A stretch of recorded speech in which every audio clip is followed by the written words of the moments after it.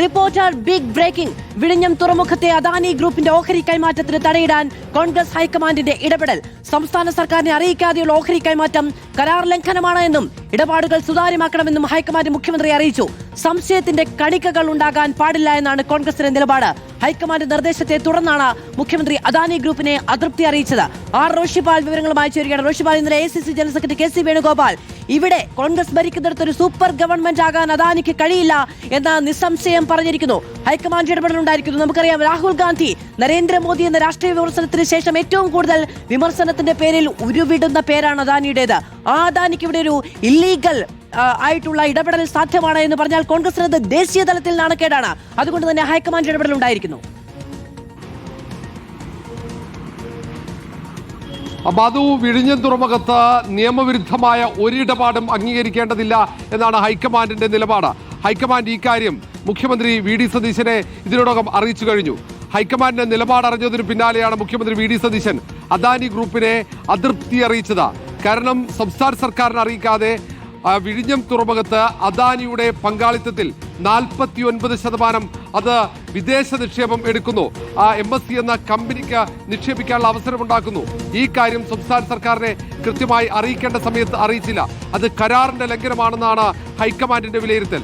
ഒരു കാരണവശാലും അദാനി ഗ്രൂപ്പിന്റെ സമ്മർദ്ദത്തിന് വഴങ്ങാൻ പാടില്ല എന്ന കർശന നിർദ്ദേശം മുഖ്യമന്ത്രി VD സതീശന് ഹൈക്കമാൻഡ് നൽകി കഴിഞ്ഞു. ഒരു വിട്ടുവീഴ്ചയും അദാനി ഗ്രൂപ്പിനോട് നൽകേണ്ടതില്ല, അങ്ങനെയുള്ള ഒത്തുതീർപ്പ് വേണ്ടതില്ല എന്ന സമീപനമാണ് കോൺഗ്രസ് ഹൈക്കമാൻഡ്. കാരണം നേരത്തെ മാധു സൂചിപ്പിച്ചതുപോലെ എല്ലാ കാലത്തും കോൺഗ്രസ് നരേന്ദ്രമോദിയുടെ അല്ലെങ്കിൽ BJPയുമായി ബന്ധപ്പെട്ട ഒരു സ്ഥാപനമായി, ഒരു ബിസിനസ് ഗ്രൂപ്പായിട്ടാണ് അദാനി ഗ്രൂപ്പിനെ കാണുന്നത്. അത് പലപ്പോഴായി രാഹുൽ ഗാന്ധി തന്നെ രൂക്ഷമായ ഭാഷയിൽ അദാനി ഗ്രൂപ്പിനെതിരെ വിമർശനവും ഉയർത്തിയിട്ടുണ്ട്. എല്ലായിടത്തും അദാനി ഗ്രൂപ്പ് സ്വാധീനം ഉറപ്പിക്കുമ്പോൾ കോൺഗ്രസിന്റെ സർക്കാർ ഭരിക്കുന്ന കേരളത്തിൽ ഒരു കാരണവശാലും അദാനി ഗ്രൂപ്പിന്റെ നിയമവിരുദ്ധ നീക്കങ്ങൾക്ക് ഇട നൽകരുത്. അങ്ങനെയുള്ള നീക്കങ്ങളുണ്ടെങ്കിൽ അതിന് തടയിടണം എന്ന നിലപാടിലേക്ക് ഹൈക്കമാൻഡ് എത്തുകയാണ്. അതുകൊണ്ട് തന്നെ ഇനി ഇപ്പോൾ അദാനി ഗ്രൂപ്പ് സംസ്ഥാന സർക്കാർ നൽകിയ അപേക്ഷ, ആ അപേക്ഷയിൽ സർക്കാർ എടുക്കുന്ന തീരുമാനമാണ് നിർണായകമാവുക. ഇന്നലെ അതൃപ്തി അറിയിക്കുമ്പോൾ പ്രത്യേകം ആ വാർത്താക്കുറിപ്പിൽ മുഖ്യമന്ത്രി പറയുന്നത് വിശദമായി അപേക്ഷ പരിശോധിക്കും, അതിനുശേഷം മാത്രമായിരിക്കും നടപടി എന്നാണ്. 49% ഓഹരിയാണ് ഇപ്പോൾ അദാനി ഗ്രൂപ്പ് MSCക്ക് നൽകിയത്. MSCക്ക് അങ്ങനെ ഓഹരി ലഭിക്കുമ്പോൾ വിഴിഞ്ഞം തുറമുഖം MSCയുടെ കൈവശം എത്തുന്ന രീതിയിലേക്ക് കാര്യങ്ങൾ പോകുമെന്ന വിമർശനമാണ് പ്രതിപക്ഷം ഉൾപ്പെടെ ഉയർത്തുന്നത്. MSC എന്ന കപ്പൽ ഭീമൻ വിഴിഞ്ഞം തുറമുഖത്തെ കുത്തകയാക്കി മാറ്റും, അവിടെ മത്സരത്തിനുള്ള സാധ്യത ഇല്ലാതാകും, അത് വിഴിഞ്ഞം തുറമുഖത്തിന് ഗുണകരമാകില്ല എന്ന മുന്നറിയിപ്പാണ് പ്രതിപക്ഷം നൽകുന്നത്. ഏതായാലും അദാനി ഗ്രൂപ്പിന്റെ ഈ നീക്കത്തിൽ കോൺഗ്രസ് ഹൈക്കമാൻഡ് ഇടപെടുന്നതോടെ അത് നീക്കം തടയിടാൻ സംസ്ഥാന സർക്കാരിന് കഴിയുമോ എന്നതാണ് പ്രധാനം. മാധു, ശരി, PR സുനിൽ കൂടി വിവരങ്ങളുമായി നമ്മളോടൊപ്പം ചേരുന്നുണ്ട്. PR സുനിൽ, ഈ ടെർമിനേഷൻ ഫോർ കൺസെഷനയർ ഡിഫോൾട്ട് എന്ന ക്ലോസുകളിൽ പറയുന്ന ഒന്നുണ്ട്. അത് ക്ലോസ് M ആണ്. The concessionaire creates any encumbrance in breach of this agreement എന്നുള്ളത്. ഇത് ഈ ഓണർഷിപ്പ് ട്രാൻസ്ഫറുമായി ബന്ധപ്പെട്ടുള്ള കാര്യത്തിൽ ബാധകമാണോ എന്നൊരു ചോദ്യം ഉയരുന്നുണ്ട്.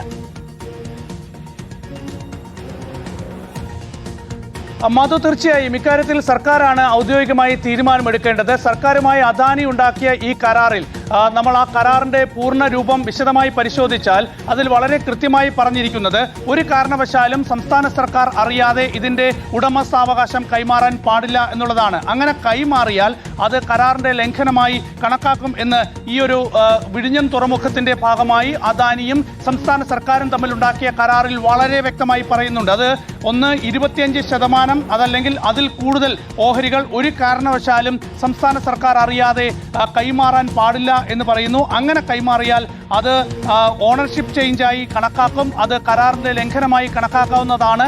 അത് ക്ലോസ് 5(3) ചേർത്ത് വെച്ച് വായിക്കണം എന്നാണ് ടെർമിനേഷൻ 38(1) ക്ലോസിൽ ടെർമിനേഷൻ എന്ന ഭാഗത്ത് ഈ കരാറിൽ വളരെ കൃത്യമായി പറയുന്നത്.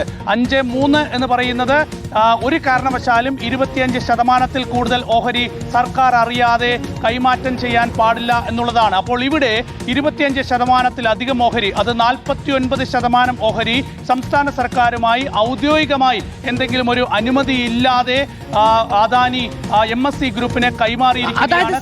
കടുത്ത നടപടികൾ എടുക്കാൻ ഒരു പ്രിവിലേജ് നൽകുന്ന എഗ്രിമെന്റ് തന്നെയാണ് ഉള്ളത് അദാനി പോർട്സുമായുള്ള ഈ കരാറിലുള്ളത്, കൺസെഷൻ കരാറിലുള്ളത്. ഈ കരാറിന്റെ ബ്രീച്ച് ഉണ്ടായാൽ സർക്കാരിന് കടുത്ത നടപടികൾ എടുക്കാനുള്ള അധികാരം നൽകുന്നതാണ്. കറക്റ്റ് മധു, അത് വളരെ പ്രധാനപ്പെട്ടതാണ്. അതായത് സർക്കാരും കേരള സർക്കാരും അദാനിയും തമ്മിലുള്ള കരാർ പ്രകാരം വേണമെങ്കിൽ സംസ്ഥാന സർക്കാരിന് കടുത്ത നടപടി എടുക്കാനുള്ള ക്ലോസ് ഈ കരാറിൽ തന്നെ വളരെ വ്യക്തമായിട്ടുണ്ട്. അത് കരാറിൽ വളരെ കൃത്യമായി തന്നെ എഴുതി ചേർത്തിട്ടുണ്ട്.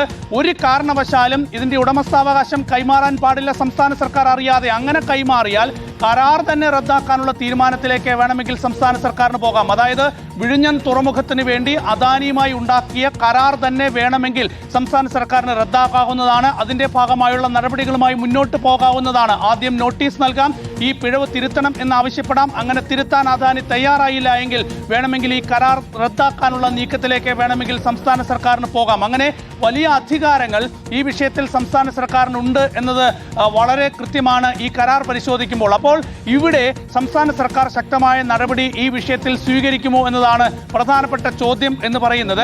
ഏതായാലും അദാനി ഗുരുതരമായ ചട്ടലംഘനം, ഗുരുതരമായ കരാർ ലംഘനം, കേരള സർക്കാരുമായി ഉണ്ടാക്കിയ കരാറിന്റെ ലംഘനം ഇവിടെ 49% ഓഹരികൾ കൈമാറിയതിലൂടെ ചെയ്തിരിക്കുന്നു എന്നത് വളരെ വ്യക്തമാണ്. അപ്പോൾ വിഴിഞ്ഞം തുറമുഖവുമായി ബന്ധപ്പെട്ടുള്ള കരാർ പ്രകാരം ഇതിൽ എന്ത് നടപടി സംസ്ഥാന സർക്കാർ സ്വീകരിക്കും എന്നതാണ്. നടപടി സ്വീകരിക്കാനുള്ള ക്ലോസ് കൃത്യമായി കരാറിൽ നേരത്തെ എഴുതി വെച്ചിട്ടുണ്ട്. എസ് ടി പ്രസാദ് കൂടി വിശകലനങ്ങളുമായി നമ്മളോടൊപ്പം ചേരുകയാണ്. അതിനു മുൻപ് റോഷിപാലിലേക്ക് നമുക്ക് പോകാം. റോഷിപാൽ,